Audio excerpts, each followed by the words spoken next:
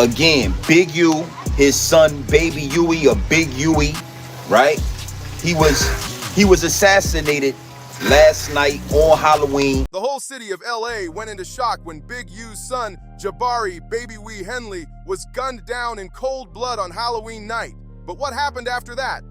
Things took a dark twist fast. NSBE's affiliates came online, straight up mocking Big U's pain like it was some kind of joke. That's when it became clear this wasn't just another street tragedy, this was war brewing in real time. Halloween was supposed to be chill, kids trick-or-treating, families posting costumes, music bumping at block parties, but South Central turned into a horror movie instead. The news of Jabari's death spread from Crenshaw to Compton in minutes, hitting every corner of LA and shaking the entire hip-hop world to its core. But this story runs deep. I mean, it is what it is as far as this is how the streets go, but Baby Huey, I ain't gonna hold you. Solid dude. Like, as young as he was, if you actually met him, he actually seemed way older. Kel was solid, like straight, solid dude. Now some of y'all be, well, he was in the street. He didn't operate like that. He wasn't operating out here like no goofy. Let me just flat out put that out there. We're not talking about some random drive-by. Nah, this hit peeled back years of buried beef, betrayal, and pain that's been poisoning the streets since 2019. People who once called each other fam started choosing sides, and the internet made it 10 times worse. Jabari's death became the spark that lit up one of the wildest digital wars the game has ever seen. A place where old wounds got ripped wide open, names got dragged, and nobody was safe. When Nipsey died, right? When Nipsey got killed, we probably had about 300, 375, 400 kids that was in our program. And I had the travel basketball team. We had a contract with Adidas that was worth about $3 million that Kanye West gave us. Wow. And then I had like a bunch of other different contracts. And for a nonprofit, we were really thriving. Then Nipsey gets killed. Well, after Nipsey get killed, then the rumor goes out, Big U had something to do. We lost everything. Exactly 11:11 p.m. on Halloween night, October 31st, 2025, the LAPD's 77th Street Division got a call that sent chills through every radio in the city. Shots fired near South Figueroa and West 69th. What went down next would turn into one of the most shocking street shootings LA's seen all year. If you know South LA, then you already know that Vermont Slauson Zone has been a pressure cooker for years. The kind of place where the blocks never sleep, the corners breathe tension, and everybody knows who's who. The spot of the shooting, a little corner smoke shop called Fig and 69 Smoke Spot, tucked between a liquor store, a dusty body shop, and a couple of abandoned lots. Deep inside Rollins 60's Crip territory, where loyalty runs deep and outsiders get noticed fast. And I want to talk about, Big U. His son was assassinated last night out there in LA. Absolutely nasty work, man. Again, Big U, his son Baby Huey, or Big Huey, right? He was assassinated last night on Halloween out there in LA. Now here's the thing. That shop wasn't repping no gang, it just happened to sit right in the middle of the chaos. And that night, it turned into a war zone. Witnesses, 2 customers leaving the store and a street vendor hustling tacos nearby, said it all went down in seconds. A dark-colored sedan, maybe a Toyota Camry or Honda Accord, pulled up slow to the curb like it had a purpose. Then there was Jabari Henley, 6'1", solid build, standing on the sidewalk, talking easy with whoever was sitting inside that car. What happened next went down in seconds, fast, cold, and calculated. The kind of hit that lets you know this wasn't no robbery or random drive-by, this was personal. Before anybody could even realize what was happening, the block exploded with that terrifying pop, pop, pop, the kind of sound that makes everyone dive for cover, hearts pounding and ears ringing. The scene turned pure chaos. According to investigators, at least 7 shots were fired, all from what looked like a semi-automatic. Homie, they killed Nip too. Let's not forget, homie, they killed Nipsey Hussle. Eric Holder was not a lone actor in that. If you go back and follow the details, Nip and Big U got into it. Big U hit Nip Daddy across the head with a bat. His brother had to come out and shoot the gun. Hey, y'all get off. Say, Nip, come on, we finna come beat you. Because I don't want to pay that 20. The shell casings matched either a 9mm or a .40 caliber. Whoever pulled that trigger knew exactly what they were doing. No hesitation, no warning, just straight execution-style precision. Jabari got hit 4 times, 2 rounds tore through his torso, 1 ripped into his upper chest, another hit his stomach, plus 1 struck his left arm, and 1 clipped his thigh. He collapsed right at the entrance of the smoke shop, clutching his side, trying to breathe while blood poured out onto the concrete. The dark sedan didn't waste a second. It screeched off north on Figueroa, swung a hard right on 68th, and vanished into the LA night like a ghost. Within minutes, the sirens filled the air. LAFD Station 46 showed up at 11:14 p.m., finding Jabari barely holding on, gasping those last struggling breaths, his body fighting to stay alive. He'd already lost too much blood, but the medics went all in. Chest compressions, IVS, shots of adrenaline, doing everything they could to snatch him back from the edge. But at 11:28 p.m., just 14 minutes later, it was over. No pulse, no heartbeat. Jabari, Baby Wee, Henley was gone, just like that. All this is nonsense. Me and Big U even had a conversation about it. And I said, man, I'm sorry you're getting dragged into this fake storyline. Not that I have anything to do with it, because I've never interviewed Loose Cannon or anything else like that. But I just as someone I'm cool with, I said, I'm sorry that this is the story that's going out and people are running with it, because I remember every conversation I've ever had with Big U, he's always spoken positively about Nipsey. Every time. Our interview, nothing negative about Nipsey. Personal conversations, nothing negative about Nipsey, ever. The coroner's report dropped the next morning, listing the official case number 2025-004512. Cause of death, multiple gunshot wounds, with the fatal damage caused by massive internal bleeding and a torn left pulmonary artery. The toxicology report came back spotless. No liquor, no drugs, nothing at all in his system. Jabari was clear-headed, clean, and focused that night. The ruling? Straight up homicide, no accidents, no confusion. But before diving into who might have wanted him gone, you gotta understand who Jabari Baby Wee Henley really was. Born March 15th, 1991 in Inglewood, California, Jabari wasn't chasing clout like his father, the legendary Eugene Big U Henley. He wasn't out here trying to be another street celebrity or social media face. He kept quiet, moved smart, and respected both sides of the line. Family and the streets. Still, he had love for the culture, and his music showed that real soul from South LA. The differences they had when Nip was alive and they got over that shit. I've been around for a minute, so I don't feel like that even carried on to, you know what I mean?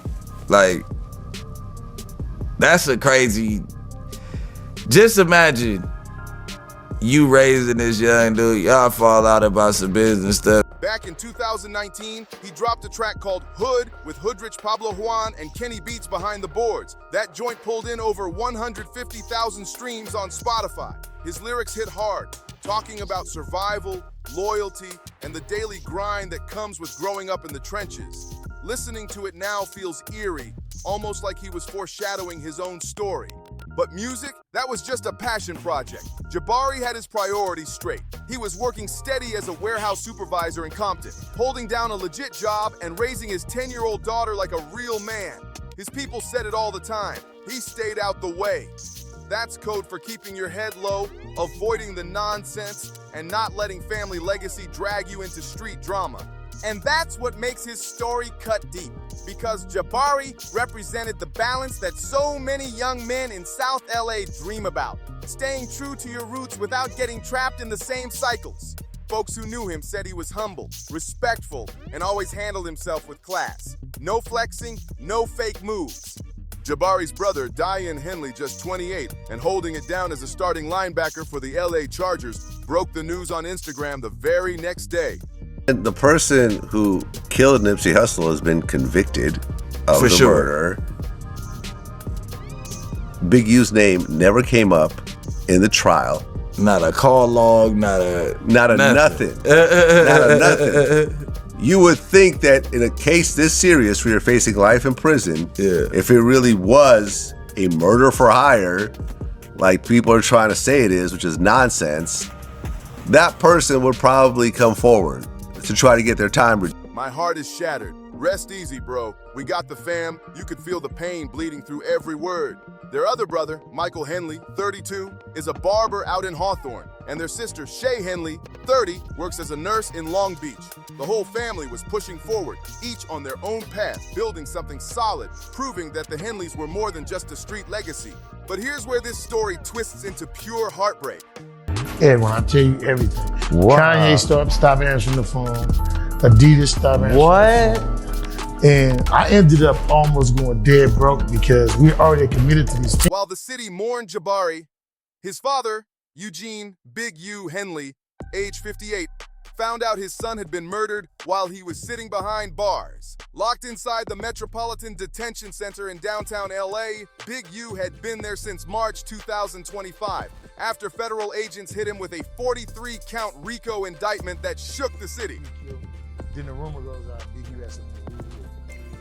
We lost everything.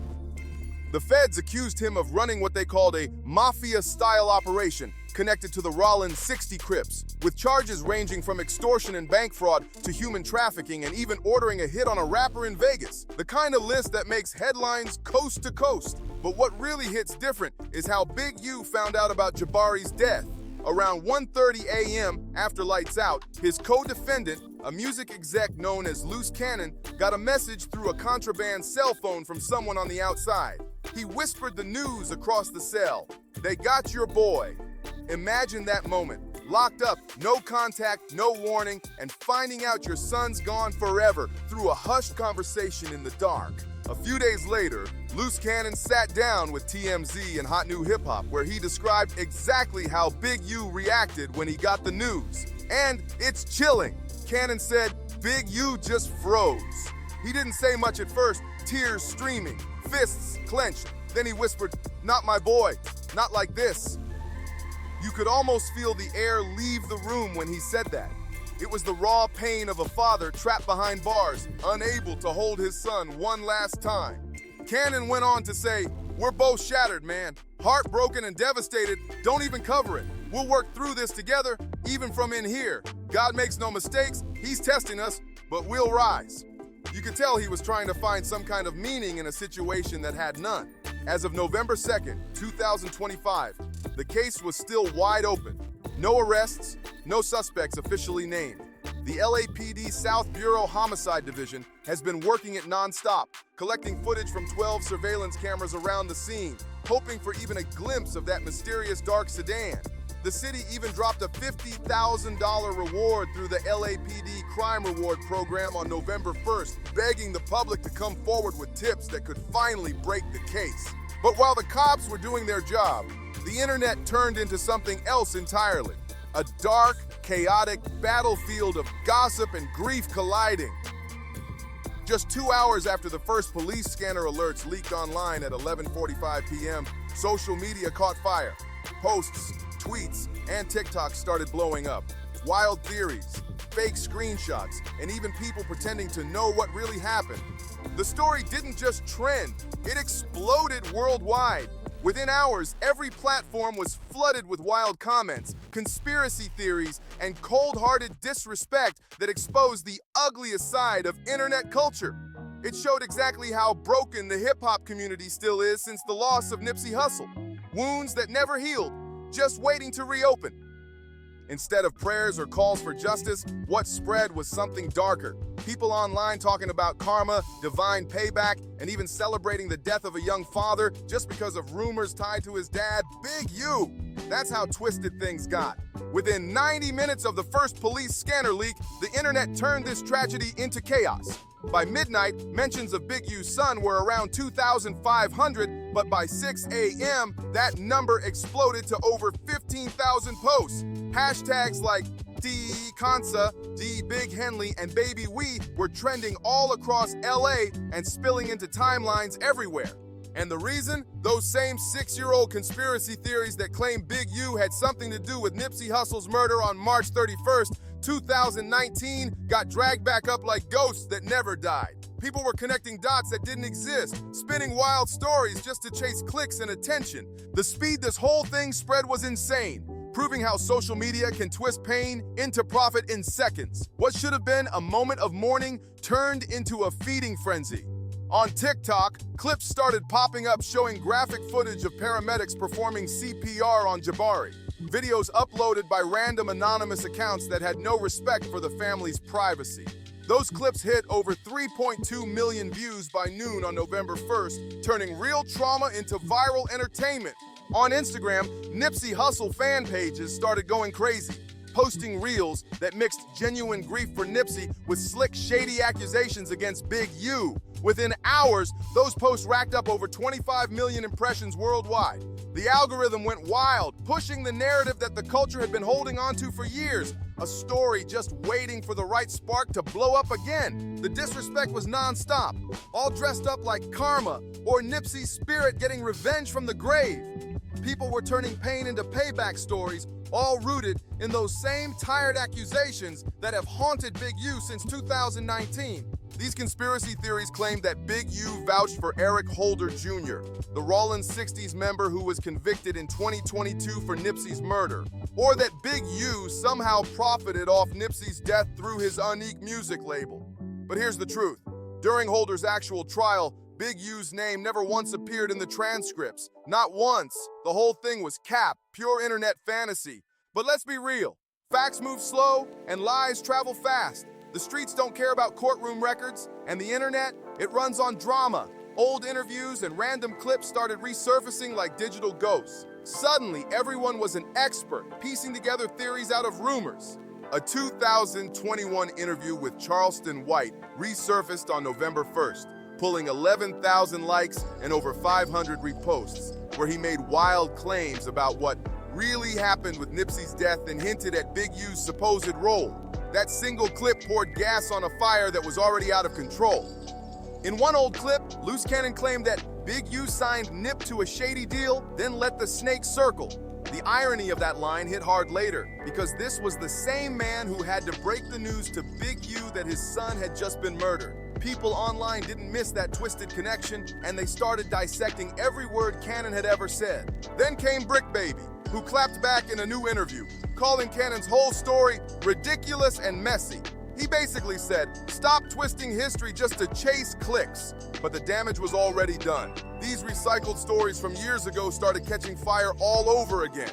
Even Whack 100's old Instagram Live from March 2025 got dragged back into the spotlight. The one where he talked about a supposed physical fight between Big U and Nipsey back in 2017, claiming it somehow led to Black Sam's arrest. That single live blew up again, creating a viral thread with over 50,000 interactions. None of it was new, just the same dusty rumors being repackaged for a new wave of drama. The pattern was clear. The algorithm thrives on conflict. It doesn't care about truth or pain, it just feeds people whatever will make them click faster. And in those early hours after Jabari's death, social media turned into a circus of chaos and clout chasing. At 12:07 a.m. on November 1st, someone uploaded raw footage from the crime scene with the caption, "Retaliation for Big U's alleged Nipsey setup, street war never ends." It barely had traction, but still pulled 19 likes and 5 reposts in minutes. Then, by 1:46 a.m., another user posted the CPR video of Jabari, writing, "Comments full of Nipsey's spirit and sins of the father. We've lost compassion. Death is entertainment." That one got 95 likes. Small numbers, but deep truth. By 6:47 a.m., things turned even uglier. A post saying, "LA let Big U walk after killing your legend Nipsey, Trash City," went viral with 2,400 likes and dozens of reposts. And by lunchtime, 12:57 p.m., someone dropped a YouTube link titled, "Proof Big U Killed Nipsey and Son's Best Friend," which racked up 417 views in just the first few hours.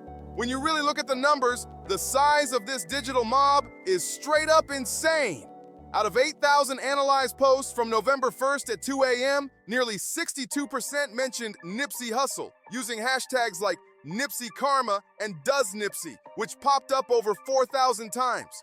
Only 28% of the posts were neutral condolences, and a tiny 10% actually called out the mockery for what it was and cruel and unnecessary. Eventually, the platforms had to step in and try to clean up the mess. X, Twitter, suspended 15 accounts for doxing. TikTok demonetized 200 videos for posting graphic footage, and Instagram flagged over 50 reels for violating hate speech rules.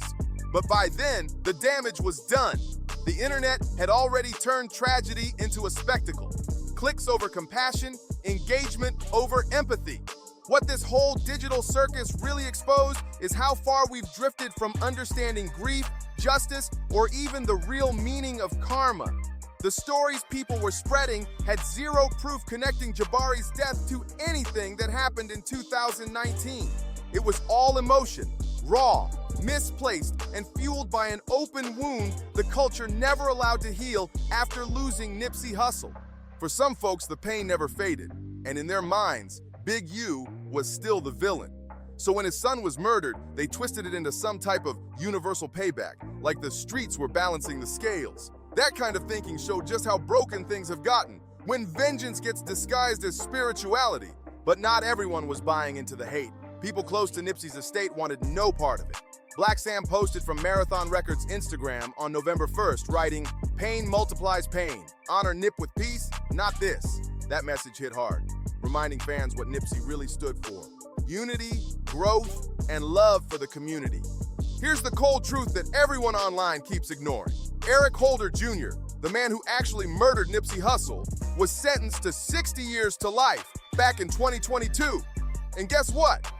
Big U's name never came up once. Not in call logs, not in witness statements, not even in a single line of the court transcripts. Zero connection, zero mention, zero evidence. As one commentator said during a live stream breaking down these wild theories, if there had been even a hint of a murder-for-hire plot involving Big U, the prosecutors would have been all over it. And that's facts. You can't hide something that big from the justice system. If it was real, it would have been in that courtroom for the whole world to see. But while the internet was busy spinning fiction, the real world was catching the fallout. The LAPD reported a 22% spike in anonymous tips to Crime Stoppers, with over 150 calls in just 2 days after Jabari's murder. Many of them rehashing old beefs from 2019. That's how deep the misinformation ran. People were calling in ghosts from the past instead of helping solve what actually happened in the present. The backlash showed how twisted this cycle has become. Grief over Nipsey's death being weaponized against an unrelated tragedy, turning pain into blame and tearing open old wounds the community's been trying to heal for years. As the investigation into Jabari Henley's murder kept pushing forward, the online chaos became a dangerous distraction. Instead of focusing on finding who pulled the trigger, the internet was drowning in conspiracy posts and fake evidence. It stopped being about justice and turned into a popularity contest for clout and outrage. And that's the saddest part of all. Jabari wasn't some gang figure or rival boss. He was a young father trying to live right, keep his head down, and make something better for his family. But his story got hijacked by the same toxic cycle that keeps holding the culture back. To really understand all this, we gotta hit rewind and look at the real history between Nipsey Hussle and Big U, a relationship that's been dragged through the mud by years of rumors, fan theories, and social media hot takes. The internet loves to simplify everything, painting one man as the hero and the other as the villain. But the truth, it's way more layered than what those viral TikToks or Twitter threads want you to believe. Their story goes way back to the mid-2000s when Eugene Big U Henley had just come home on parole after being released from the California Department of Corrections in 2004. Fresh out, Big U was focused on change, real community work, and started pushing peace talks between rival sets of Crips and Bloods through an organization he founded in 2005 called the Community Intervention Alliance, CIA.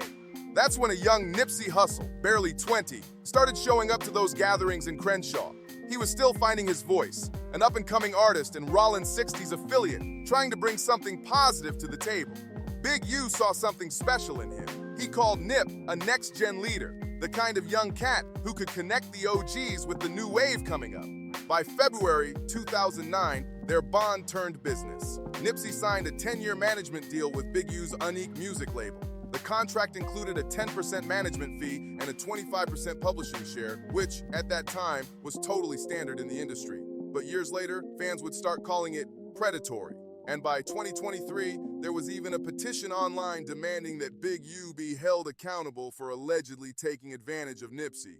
But back then, it wasn't shady, it was hustle. Both of them were coming up together, working hand in hand to build something real, not just for themselves, but for the community.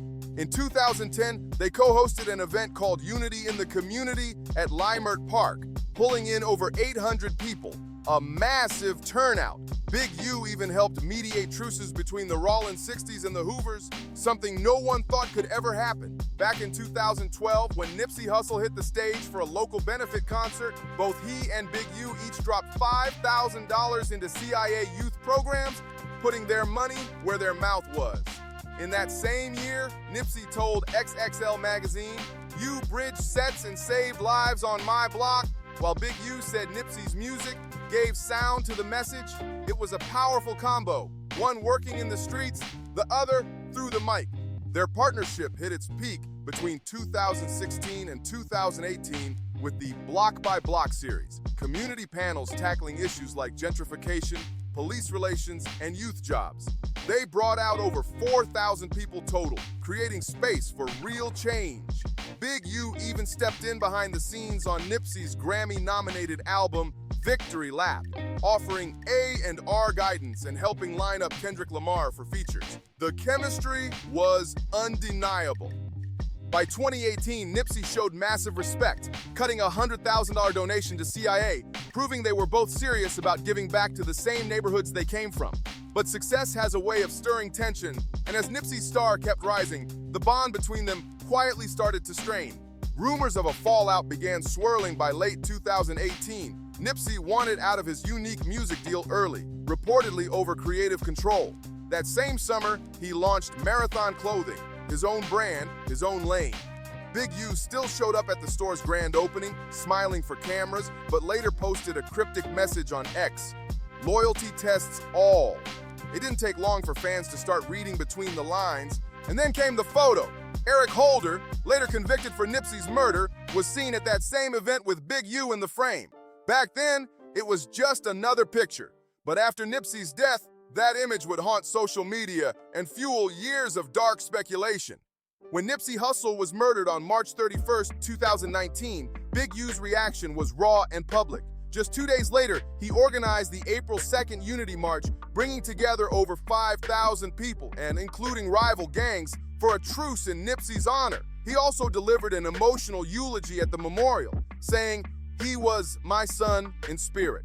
Through CIA, Big U handled the logistics for the memorial and the joint fundraisers, which raised over $200,000 for local families and youth projects. Those who were there saw it firsthand. Big U's pain was real, and instead of lashing out, he turned it into purpose, channeling grief into something that gave back to the city Nipsey loved most. The accusations that came later weren't just baseless, they were straight up cruel. But that didn't stop the internet from running wild. In July 2020, a viral thread on X, Twitter, accused Big U of vouching for Eric Holder, the man who killed Nipsey. That post exploded, over 50,000 engagements. And just like that, the rumor became digital gospel. Trying to shut it down, Big U sat down with Vlad TV in August 2020 and spoke directly to the camera saying, "I built peace with Nip. I didn't break it." You could hear it in his tone, the frustration, the exhaustion. But on social media, truth moves slow while lies sprint. In the age of algorithms, outrage wins every time.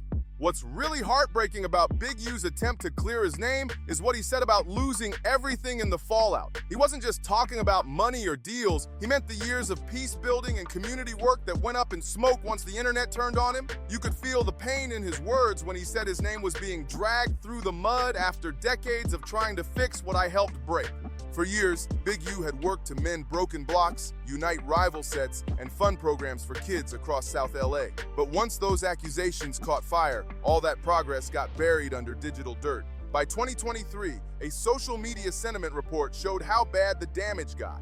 Positive mentions linking Nipsey and Big U dropped from 80% in 2018 down to just 35% in 2023. That shift came from over 5,000 posts spreading the same recycled lies. And here's the real tragedy. None of it was backed by a single piece of evidence. Zero. Still, perception became reality, and the name Big U started carrying a darker tone in the public eye. His rep, once tied to rebuilding the neighborhood, got rewritten into something unrecognizable. Then, by March 2025, everything hit rock bottom. Big U was arrested and slapped with 43 federal counts under the RICO Act, accused of running what prosecutors called a mafia-like operation. The federal indictment painted a wild picture, saying Big U was tied to the Rollin 60s Crips, accused of everything from extorting businesses and human trafficking through his unique music label to bank fraud involving $1.2 million in COVID relief loans and even orchestrating a 2021 murder in Las Vegas over a diss track. Big U pleaded not guilty, choosing to represent himself after his attorney withdrew in September 2025, with the trial set for May 2026. And that's the backdrop. A father already locked in federal custody, facing the possibility of life behind bars, while the internet had already destroyed his name over a murder he had nothing to do with. Then, in the middle of all that chaos, his son gets killed. The cruelty of that timing is unreal. A man stripped of freedom, his reputation buried in lies, now forced to mourn his son from a cell, while the internet turned his pain into entertainment and called it karma. As of November 2nd, 2025, the investigation into Jabari Henley's murder is still ongoing. The LAPD has reviewed footage from 12 different surveillance cameras, and full ballistics and toxicology reports are expected by November 5th. Two persons of interest from Inglewood, who had no ties to the Rollin 60s, were detained on November 1st, but released after their alibis checked out. Forensics revealed partial DNA on the sedan's door handle, linking back to a Hoover affiliate, which investigators now believe points to spillover retaliation, but not the kind the internet kept screaming about. This wasn't divine payback or street karma. It was just another senseless loss caught in the crossfire of cycles that never end. And that's what this entire tragedy exposes, how the internet has completely twisted the way we deal with grief, justice, and truth. The line between real life and viral chaos has blurred so much that even death gets turned into content.